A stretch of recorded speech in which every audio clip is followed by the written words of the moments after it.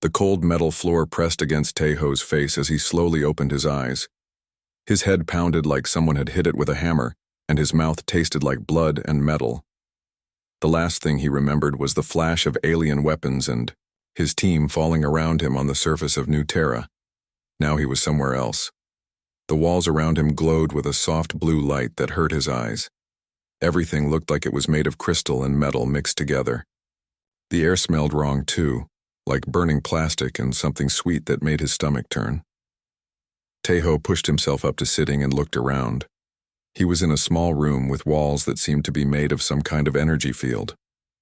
When he reached out to touch one wall, it sparked and burned his fingers.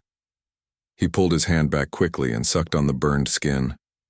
"The human wakes up," said a voice that sounded like glass breaking. Taeho looked up and saw one of them standing, outside his cell. The Vectar looked like a person made of living crystal, tall and thin with too many joints in its arms and legs. Its face had no nose or mouth, just two huge black eyes that reflected light like mirrors. "Where am I?"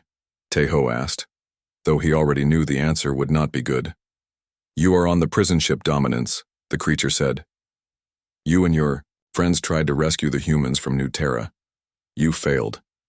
The words hit Taeho like a punch to the chest. The rescue mission had been planned for months. They were supposed to get in, free the human slaves working in the mines, and get out before the Vectar knew what happened. Instead, they had walked right into a trap. "My team," Taeho said. "Are they alive?" The Vectar made a sound that might have been laughing. "Some of them. The female with the explosives is 3 cells down. The sniper is across the hall. The one who fixes injuries is in the medical bay. They are all alive for now." Taeho felt a small relief. Bo-ram, Hyun-woo, and So-young were still breathing. That was something at least. "Why are we still alive?" he asked. "Usually the Vectar killed human fighters right away." "Because someone very important wants to meet you," the guard said. "The Emperor himself is coming to this ship. He wants to kill you in person." Emperor Zulmorthan. Taeho had heard the name whispered in fear across every human colony. The leader of the Vectar Empire, the one who had ordered the invasion of Earth and the enslavement of humanity.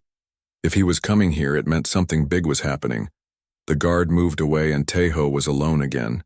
He looked around his cell more carefully. The energy walls were strong, but everything had weaknesses. He just had to find them. Hours passed. Taeho counted time by watching the lights in the ceiling get brighter and dimmer in cycles. He did exercises to keep his body ready and thought about escape plans. Every plan seemed impossible, but he kept thinking anyway. Then footsteps echoed in the hallway. Not the light clicking sound of Vectar feet, but heavy boots. Human boots. A man appeared outside his cell.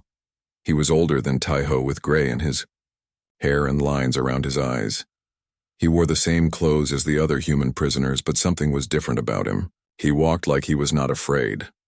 "Captain Taeho," the man said. "I am sorry to see you here." "Who are you?" Taeho asked. "My name is Won-shik. I have been on this ship for 2 years now. I help the Vectar with things they do not understand about humans." The words made Taeho angry. "You work for them. You are a traitor." Won-shik shook his head slowly. "I do what I must to survive, just like you will learn to do." "I will never help them," Taeho said. "Everyone says that at first, but the Vectar are very good at making people change their minds. They have ways of hurting you that you cannot imagine, and when they are done with you, they will start on your friends."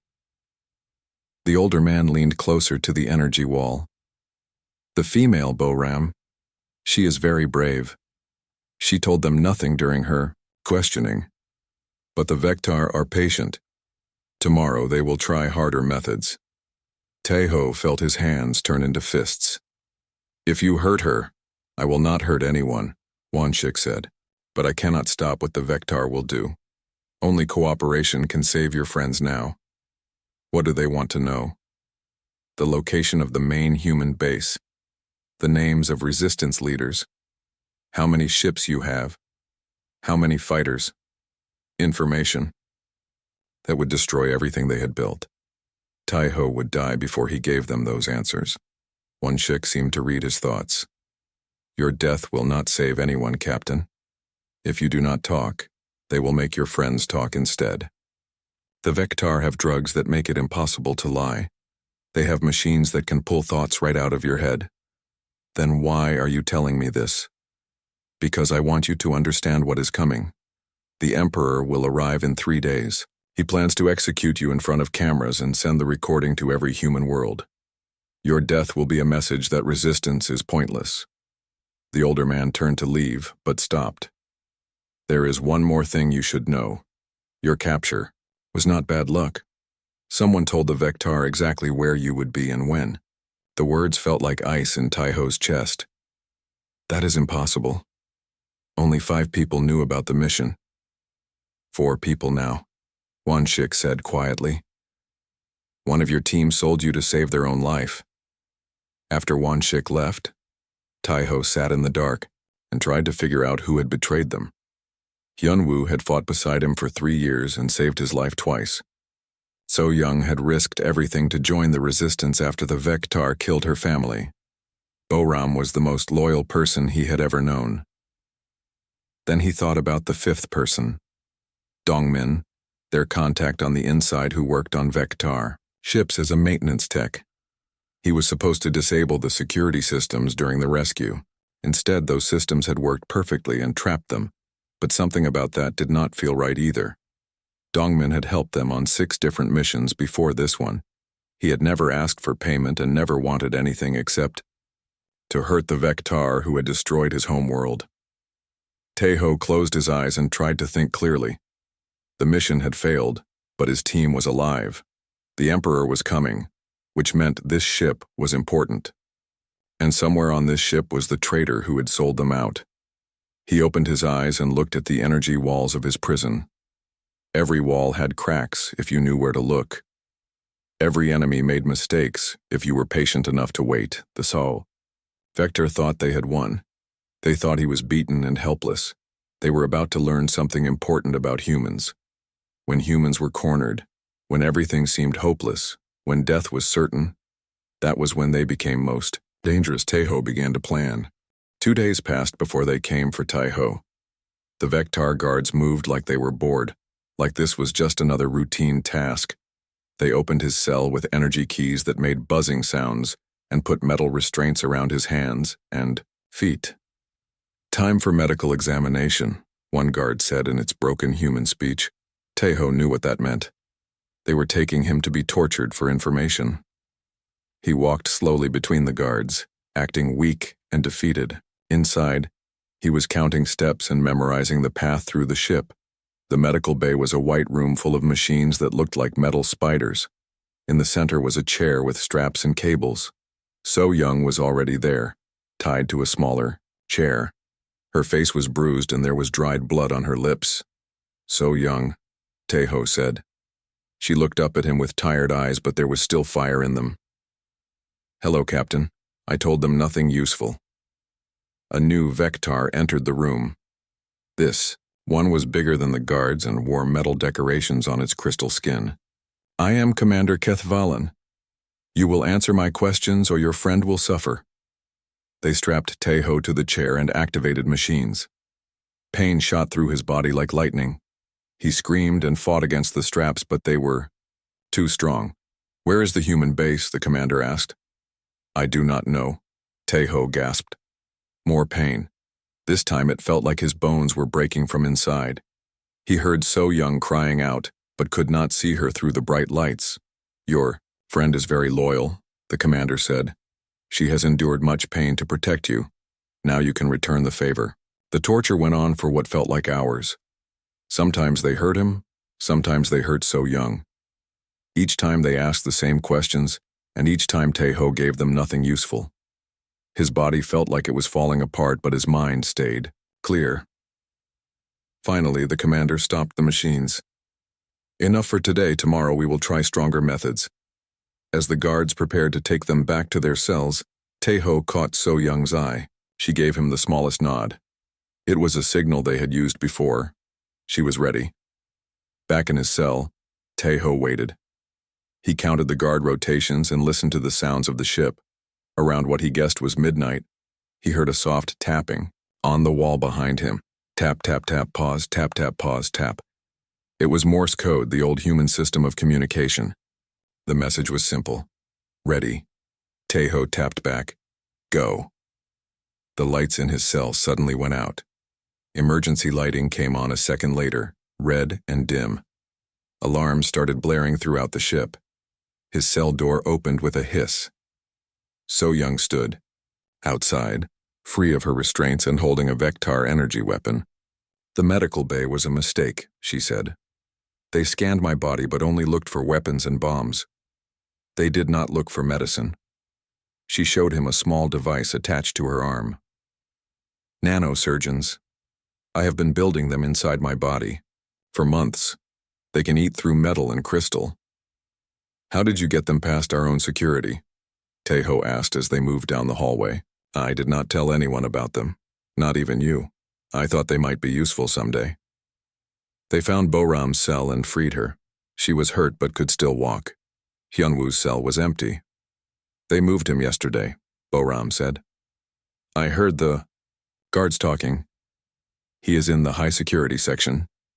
We cannot reach him, So Young said. The nanosurgeons only work on regular security systems. Footsteps echoed down the hallway. Vectar guards were coming, a lot of them. This way, said a voice from the shadows. It was Dongmin. He wore maintenance coveralls and carried tools that looked like Vectar technology. You, Tejo said. I thought you betrayed us. The betrayal was part of the plan, Dongmin said quietly. I had to make them trust me completely. Getting captured was the only way to reach the Emperor. What are you talking about? Later. Right now we need to move. Dongmin led them through service tunnels that were too small for adult Vectar. The passages were dark and filled with pipes and cables that sparked in the dim light. The Vectar think all humans are the same size, Dongmin explained. They made these tunnels for their young, but we can use them too. They crawled for what felt like miles. Behind them, Tejo could hear the sounds of searching, metal feet on floors and the strange humming noises Vectar made when they were angry. Where are we going? Boram asked. To find out what this ship really is, Dongmin said. They emerged in a section of the ship that looked different from the prison areas. The walls here were covered with symbols and pictures that hurt to look at.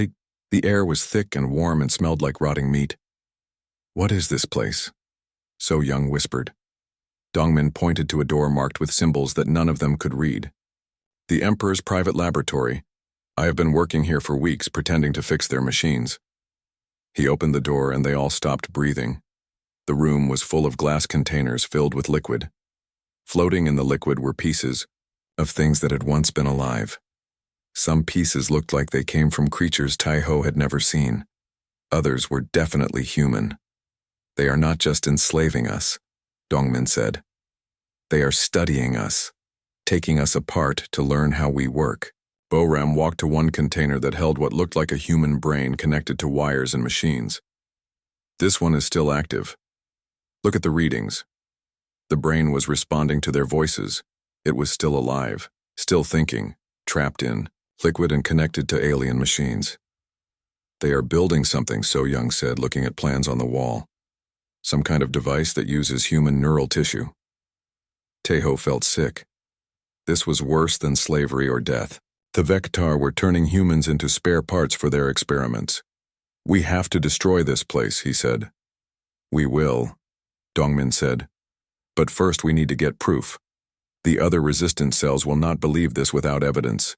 Explosions echoed through the ship. The Vectar had found their escape route and were blasting through the service tunnels. They are coming, Boram said. We need to leave now. Wait, So Young said. She was looking at a screen that showed ship schematics. Look at this. The Emperor is not just coming to execute Tejo. He is bringing something with him. The screen showed a cargo manifest. Most of the items were listed in Vectar symbols, but some were in human languages taken from captured computers.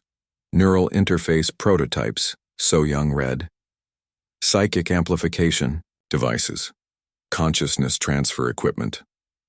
What does that mean? Bo-Ram asked. Dongmin's face went pale. It means they have found a way to take human minds and put them into Vectar bodies. They want to steal not just our bodies but our thoughts and memories too. The door behind them exploded inward. Vectar soldiers poured into the room with weapons raised. Surrender now, Commander Kethvalan said from behind his troops, or we will kill you slowly. Taeho looked at his team. Bo-Ram was badly hurt but still standing. So Young had her energy weapon ready. Dongmin held a device that looked like it could destroy the whole laboratory. Do it, Taeho told him. Dongmin smiled and pressed a button on his device. For humanity. The explosion tore through the laboratory like a wave of fire. The last thing Taeho saw before everything went dark was the look of shock on Commander Kethvalan's crystal face. When he woke up, he was somewhere new again. But this time he was not alone. Taeho opened his eyes to see trees above him. Real trees, not the metal and crystal walls of the ship. Sunlight filtered through green leaves and he could smell earth and growing things. For a moment he thought he was back on Earth. Then he saw the sky. It was the wrong color, more purple than blue, and there were two suns instead of one. This was not Earth. This was not even a real planet. He sat up slowly. His body ached from the explosion, but nothing seemed broken. He was wearing the same clothes as before, but someone had cleaned his wounds and bandaged the worst cuts. Beautiful, is it not? Said a voice that made his skin crawl. Taeho turned and saw him. Emperor Zulmorthan was even bigger than the stories, said. He stood 12 feet tall with 6 arms that ended in claws like knives.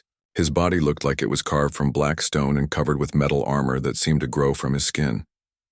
His face was almost human except for the 4 red eyes and the mouth full of teeth like broken glass. Where am I? Taeho asked. My private hunting preserve, the Emperor said. This deck of the ship contains environments from 17 different worlds. Forests from Kalara, deserts from Vex Prime, ice caves from the moons of Gordak, all the places where I have hunted the champions of other species. The Emperor walked closer. Each step made the ground shake. I could have simply executed you as planned. But your escape attempt destroyed something valuable to me. My laboratory represented years of research into human neural patterns. Good, Taeho said. Yes, it was good. It showed me that humans are more interesting than I thought. Your species has a talent for surviving impossible situations. I want to understand that talent before I kill you. The Emperor gestured with 2 of his arms at the forest around them. So I will give you a chance. Survive in my hunting preserve for 3 days and I will let your friends live. Fail and I will kill them slowly while you watch. What about the 4th friend? Where is Hyunwoo? The sniper. He is here somewhere, already released into the preserve. He has been here for 6 hours. If he is still alive, you may find him. Taeho felt a cold fear. Hyunwoo was tough, but he was also hurt from the torture. 6 hours alone in this place with the Emperor hunting him. And if I refuse to play your game, then your friends die now, and you die after them. But slowly. The Emperor smiled, showing those broken glass teeth. I have hunted 17 different species human. Some were stronger than you, some were faster. Some could see in the dark or breathe poison or change their shape. All of them are dead now. Maybe you just have not met the right human yet, Taeho said.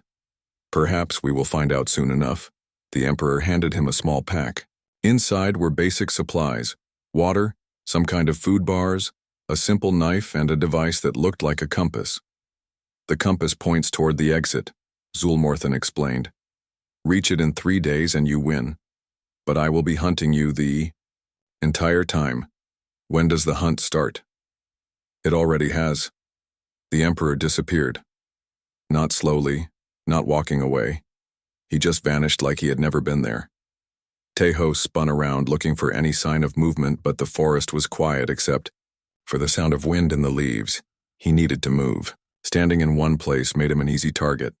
He picked a direction that felt right and started walking, staying alert for any sign of danger. The forest was strange. The trees looked almost like earth trees, but their bark was silver and their leaves made soft humming sounds when the wind touched them. Small creatures moved in the branches above him. things that looked like birds but had too many wings. The ground was soft with fallen leaves that crunched under his feet. After an hour of walking, he found the first sign. Scratches on a tree, trunk, made with something sharp. The marks looked like they could be from claws or from a knife. Hyunwoo had been here. Tae-ho followed the trail of scratches and broken branches. His friend was moving toward the compass direction but taking a winding path, probably trying to avoid being tracked. It was smart, but it was also slow. The first sun was setting when Tae-ho heard the sound, a roar that shook the trees and made the small creatures scatter in panic. It was not the Emperor. This sound was different, more animal than intelligent. He climbed a tall tree to get a better view of the area. Through the silver leaves, he could see other environments in the distance. There was a section that looked like desert with red sand and black rocks. Another area was covered in ice and snow. Far away, he could see what looked like an ocean with waves that glowed in the dark. But closer, moving through the forest below him, was something that made his blood turn cold.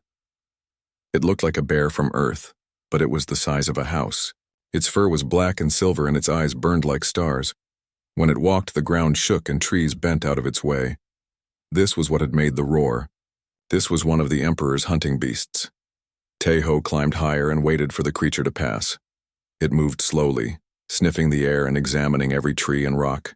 It was tracking something, probably him or Hyunwoo. When the beast was gone, Tae-ho climbed down and continued following the trail. But now he moved more carefully, checking every shadow and listening for any sound that might warn of danger. As the second sun began to set, he found more signs. Drops of blood on leaves, a piece of torn cloth, footprints in soft mud. Hyunwoo was hurt and getting weaker. The trail led to a small stream that ran between moss-covered rocks. Tae-ho knelt down to drink and fill his water bottle. The water was clean and cold and tasted better than anything he had drunk in weeks. "About time you showed up," said a voice from the rocks above him. Tae-ho looked up and saw Hyunwoo sitting on a ledge about 20 feet up. His friend was alive but looked terrible. His left arm was in a makeshift sling and there were deep cuts on his face and hands. "I was starting to think that monster got you," Hyunwoo said as he climbed down. "What monster?" "Big bear thing with glowing eyes. It chased me for 3 hours. I finally lost it in the desert section by hiding under some rocks." They shared food and water, while Hyunwoo told him what he had learned about the hunting preserve. The entire deck was about 10 miles across with 6 different environment zones. Each zone had its own dangers: predators, poisonous plants, unstable terrain. "The exit is in the center," Hyunwoo said, showing scratches he had made on a flat stone to map the area. "But getting there means crossing through all the zones." "What about the Emperor? Have you seen him?" "Twice. He moves like a ghost, appearing and disappearing without warning. The first time he just watched me from a distance. The second time, he threw something at me that exploded like a grenade. That is how I got these cuts." They decided to rest in shifts and move together at first light. Hyunwoo took the first watch while Tae-ho tried to sleep on a bed of soft moss, but sleep would not come. Every sound in the forest made him tense up. The wind in the silver trees, the calls of the strange flying creatures, the distant roar of hunting beasts. All of it reminded him that they were being hunted by something that had killed the champions of 17 different worlds. "Tae-ho," Hyunwoo whispered. "Wake up." Tae-ho opened his eyes. His friend was pointing toward the tree line. At first he saw nothing, then movement in the shadows. The Emperor stepped out of the darkness like he had been part of it. "Humans are pack hunters," Zulmorthan said in his voice like grinding stone. "I should have expected you to find each other. 2 against 1 seems more fair," Tae-ho said, getting to his feet. "Does it?" The Emperor raised all 6 arms and suddenly there were 6 different weapons in his hands. Blades that glowed with energy, projectile weapons that hummed with power, things that Tae-ho could not even identify. "I have been studying your species for months, preparing for this hunt. I know how fast you can move, how much damage you can take, what tactics you prefer. You know nothing about me." The Emperor fired one of his weapons. The shot hit the ground between them and exploded, throwing both humans backward into the trees. When Taeho could see again, the Emperor was gone and the forest was on fire. "Move!" Hyunwoo shouted. They ran through the burning trees as flames spread in all directions. Behind them they could hear the Emperor's laughter echoing through the smoke. The real hunt had finally begun. The fire forced them into the desert zone. The change from forest to burning sand happened in just a few steps, like walking from one room into another. Behind them, flames reached toward the purple sky. Ahead, red dunes stretched to the horizon, under the light of alien stars. The desert was brutally hot even at night. Within minutes, sweat was pouring down their faces and their water bottles felt lighter with each sip. "This is not natural," Hyunwoo said, pointing at the sharp line where forest met desert. "The whole preserve is artificial. Each zone has its own weather and gravity." They walked through the sand, following the compass toward the center. The dunes were harder to climb than they looked, and the sand got into everything: their clothes, their boots, their mouths and noses. "There," Taeho said, pointing at something glinting in the starlight. It was metal, half buried in a dune. They dug it out and found pieces of armor and weapons from creatures Taeho did not recognize. Some of the armor was huge, made for beings, much larger than humans. Other pieces were tiny, like they had been worn by creatures the size of children. "The previous champions," Hyunwoo said quietly. "He keeps trophies." They searched through the remains and found things they could use. A blade that was still sharp despite being buried in sand. A piece of armor that fit over Taeho's chest. A device that might have been a shield generator, though neither of them knew how to make it work. "Look at this," Hyunwoo said. He held up a skull that was definitely not human. It was twice the size of a human head with 4 eye sockets and teeth like a shark. Whatever this was, it was built for fighting, and he still killed it. The Emperor's voice echoed across the desert, seeming to come from everywhere at once. The Korthak champion lasted 2 days. Its natural armor could stop plasma bolts, and its claws could cut through steel. But in the end, it died like all the others. They could not see him, but they knew he was watching. The feeling of being hunted never went away. They climbed the highest dune they could find and looked toward the center of the preserve. In the distance, rising above all the other zones, was a structure that looked like a crystal mountain. It was beautiful and terrible at the same time, catching the light of the stars and throwing it back in patterns that hurt to look at. "That has to be where the exit is," Taeho said. "It looks like a throne room," Hyunwoo said. "I think he wants us to come to him." They made their way through the desert as fast as they could. The sand was treacherous, sometimes solid, sometimes soft, enough to swallow them up to their knees. Strange creatures moved under the surface, making tracks like underground rivers. Dawn was breaking when they reached the edge of the ice zone. The temperature dropped so fast that their breath began to fog. Ice and snow covered everything as far as they could see. In the distance, the crystal structure looked even bigger and more impossible. "My arm is getting worse," Hyunwoo said. His injured limb was swollen and the skin around the cuts looked infected. "How much farther can you go?" Taeho asked. "As far as I need to." They helped each other across the ice fields. The surface was slippery and full of cracks that could swallow a person whole. More than once they had to rope themselves together and pull each other out of hidden crevasses. The bones here were different from the ones in the desert. These remains were frozen solid and looked like they came from creatures built for cold climates. Thick fur, layers of fat, claws designed for gripping ice. "He adapts the hunt to each species," Hyunwoo observed. "Takes them to environments where their natural advantages do not help." "What is our natural advantage?" Taeho asked. Before Hyunwoo could answer, the ice under their feet cracked and gave way. They fell into darkness, sliding down a tunnel made of smooth ice. The slide seemed to go on forever, twisting and turning, until they lost all sense of direction. They hit the bottom hard, landing in a pile of snow at the base of the crystal structure. Above them, walls of living crystal rose up until they disappeared in shadows. The whole building hummed with power that they could feel in their bones. "Welcome to my throne room," the Emperor's voice said from somewhere above them. "You have done better than most." The Korthak champion never made it past the forest. The Saley warriors died in the desert. The Vorthak hunter froze to death on the ice. They looked up and saw him standing on a platform of crystal high above them. Even at that distance he looked huge and dangerous. But you are here at the end of the hunt. So I will give you the same chance I gave all the others. Face me in single combat. If you win, your friends go free and your people are left alone. If I win, humanity becomes extinct. Both of us against you, Taeho called up.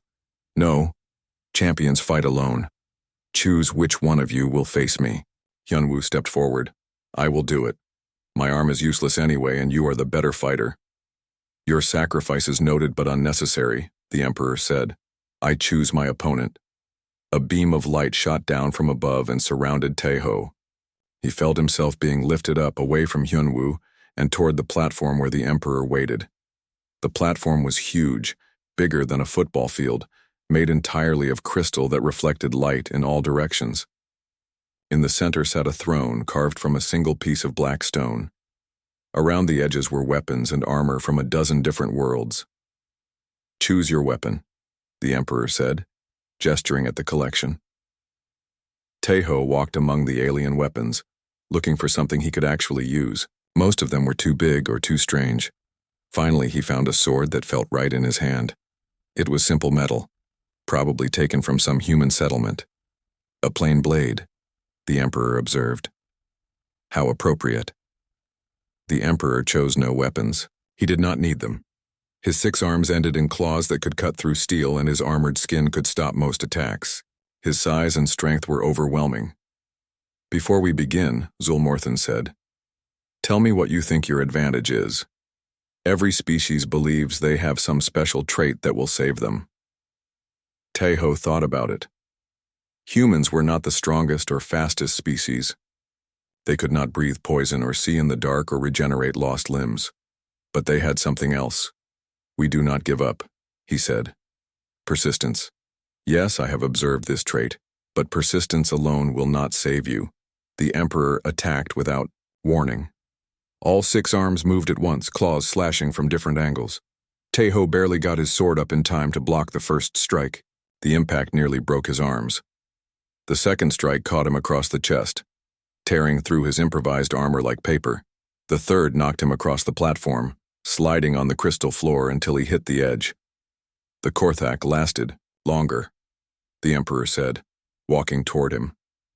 Taeho rolled away just as claws smashed into the crystal where his head had been.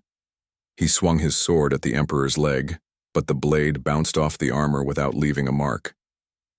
The Emperor grabbed him with 2 arms and threw him across the platform. Taeho hit the throne hard enough to crack the stone.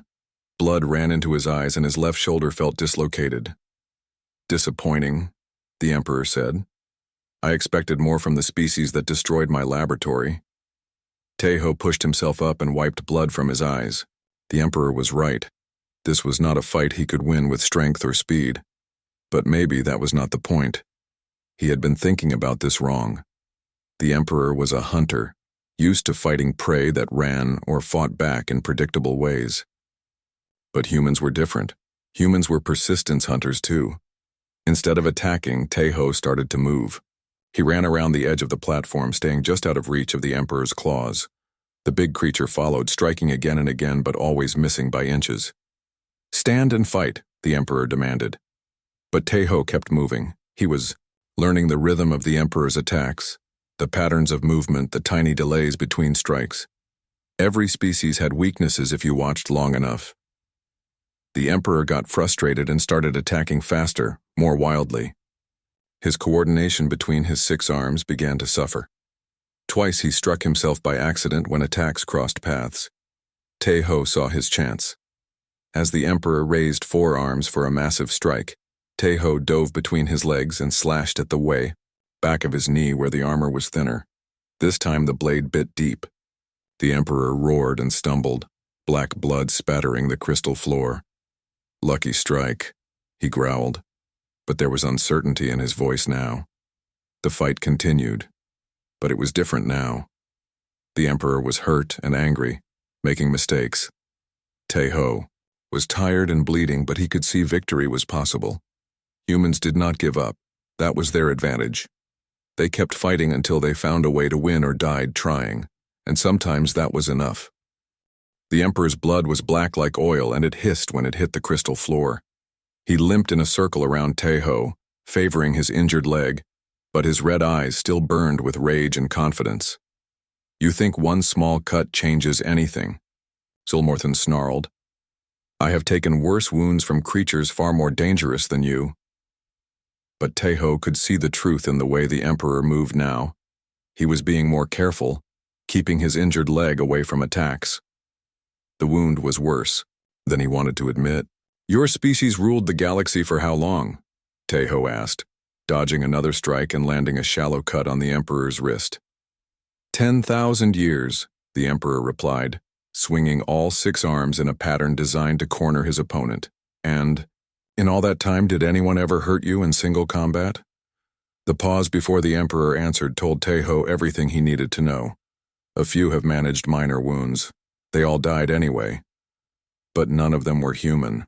The Emperor attacked with renewed fury, smashing chunks of crystal from the floor and walls. But his attacks were wild now, driven by anger instead of skill. Taeho stayed patient, watching and waiting for the right moment. It came when the Emperor overextended himself, reaching for a killing blow. Taeho slipped inside his guard and drove his sword deep into the gap where the armor plates met at the creature's armpit. The Emperor screamed and backhanded Taeho across the platform. But when he tried to pull the sword out, black blood poured from the wound. The blade had found something vital. "Impossible," the Emperor gasped, staggering toward his throne. "I am immortal. I am the apex predator of the galaxy." "Maybe you were," Taeho said, picking up a crystal shard that had broken off the floor. "But every apex predator eventually meets something hungrier." He threw the shard like a knife. It struck the Emperor in one of his 4 eyes, sinking deep. The creature roared and clawed at his face, trying to dig the crystal out. "You want to know what makes humans special?" Taeho said, advancing slowly. "It is not that we do not give up. Every species fights for survival." The Emperor was backing away now, his massive form pressed against his throne. 2 of his arms hung useless and black blood covered half his face. "What makes us special is that we learn from everything that tries to kill us. Your laboratory taught us about vector biology. Your hunt taught us about your fighting style. Every torture session showed us your weaknesses." Taeho picked up another crystal shard. "You have been studying us for months, trying to understand what makes us dangerous, but you never understood the most important thing." "What?" the Emperor whispered. "We are not just good at surviving. We are good at killing the things that try to kill us." The second shard took the Emperor in the throat. He gurgled and fell backward, his huge body striking the throne and cracking it in half. For a long moment, everything was quiet. Then Taeho heard clapping from above. So Young and Boram stood on a balcony overlooking the platform. They were battered and bloody but alive. Behind them stood Dongmin and several other humans Taeho did not recognize. "How did you get here?" he called up to them. "The ship's security systems all connect to this room," Dongmin shouted back. "When you killed the Emperor, every lock and barrier shut down. The human prisoners are free, and the Vector guards are in panic." "Where is Hyunwoo?" "Down here," came a voice from below. His friend was climbing up through the same light beam that had brought Taeho to the platform. "I found the control room. This whole ship is ours now." Within an hour, they had taken complete control of the prison ship. The Vector crew that survived the chaos either surrendered or barricaded themselves in sections of the ship that the humans decided to leave alone for now. But Taeho was not thinking about the ship. He was thinking about what came next. "Show me the communication systems," he told Dongmin. The control room was a maze of crystal panels and holographic displays that showed information in symbols none of them could read. But Dongmin had learned enough about Vector technology to make the basic systems work. "I can connect to their main communication network," he said. "Every ship and base in the Empire can receive the signal." "Do it." "What are you planning?" So Young asked. Something that should have been done years ago. The communication system came online with a sound like breaking glass. Holographic screens appeared around the room, showing the faces of Vector commanders on ships throughout the galaxy. They all looked shocked to see humans in control of an Imperial vessel. But Tejo was not looking at the commanders. He was looking at the largest screen, which showed what appeared to be a council chamber filled with beings from dozens of different species. The Galactic Consortium was in emergency session. Perfect, Tejo said. He walked to the center of the room where the cameras would have the best view of him. Behind him, Dongmin held up the Emperor's severed head by its remaining hair. The crystal eyes were dark and the broken glass teeth were stained with black blood. "My name is Tejo of Earth," he said to the cameras. "For those of you who do not know what Earth is, it was the human homeworld before your Vectar allies destroyed it and enslaved our people." Voices erupted from the communication system in a dozen different languages. Alien officials demanding to know how humans had taken control of an Imperial ship. Vectar commanders calling for immediate military response. Tejo waited for the noise to die down, then continued. "For years you have treated humanity like animals to be caged and used. You have experimented on us, tortured us, worked us to death in your mines and factories. You thought we were weak because we did not fight back immediately." He gestured to Dongmin, who held the Emperor's head higher. "This is Zulmorthan, Emperor of the Vectar and Supreme Overlord of your Galactic Consortium." He believed his species was the apex predator of the galaxy. He was wrong. The communication system exploded with panicked voices. Some creatures were demanding proof that the Emperor was really dead. Others were already talking about succession and who would rule the Vectar Empire next. "You want to know how one human killed your immortal Emperor," Tejo said. "It is simple. We are what you get when evolution puts intelligence into the body of a persistence hunter. We are what you get when a species learns to kill everything else on their planet and then reaches for the stars." He paused, letting his words sink in across the galaxy. "For 10,000 years you have ruled through fear and superior technology. You conquered species by being stronger, faster, more advanced. But you never conquered a species that conquered its own world first." More chaos erupted from the communication system. Some alien officials were calling for immediate surrender to humanity. Others demanded total war. The Vectar commanders seemed to be arguing among themselves about who was in charge now that their emperor was dead. "Here is what happens next," Tejo said, his voice cutting through the noise. "Every human in your labor camps goes free. Every human slave in your mines and factories is released. Every human world under your control becomes independent." "And if we refuse?" asked a voice from the council chamber. Tejo smiled, and it was not a pleasant expression. "Then you will learn what we learned on Earth millions of years ago. There is always something higher on the food chain." He walked over to where Hyunwoo was working at a control panel. "Show them," Tejo said. The screens changed to display star maps showing the positions of ships throughout the galaxy. Red dots marked Vectar Imperial vessels. Blue dots marked ships belonging to other consortium species. And green dots appearing, faster than anyone could count, marked human vessels decloaking throughout the galaxy. "Did you think the four of us were the entire human resistance?" Tejo asked. "While your emperor was playing his hunting games, human crews were taking control of prison ships, supply vessels, and military cruisers across the empire. The signal that announced his death was also the signal for humanity to stop hiding." Green dots on the star maps were moving now, converging on Vectar strongholds and consortium worlds. There were thousands of them, maybe tens of thousands. "We have been preparing for this day since Earth fell," Tejo continued. "Learning your technology, mapping your territories, placing our people in positions throughout your empire. Every human you enslaved was a potential soldier. Every world you conquered gave us new bases of operation."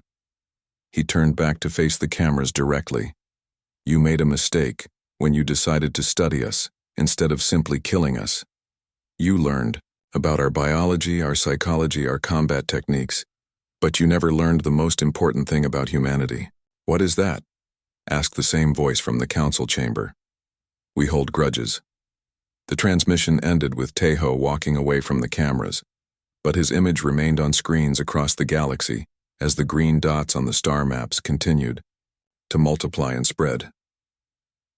The age of Vectar dominance was over. The age of human expansion had begun. And in the depths of space, on 1,000 different worlds, enslaved humans looked up at the stars and smiled for the first time in years.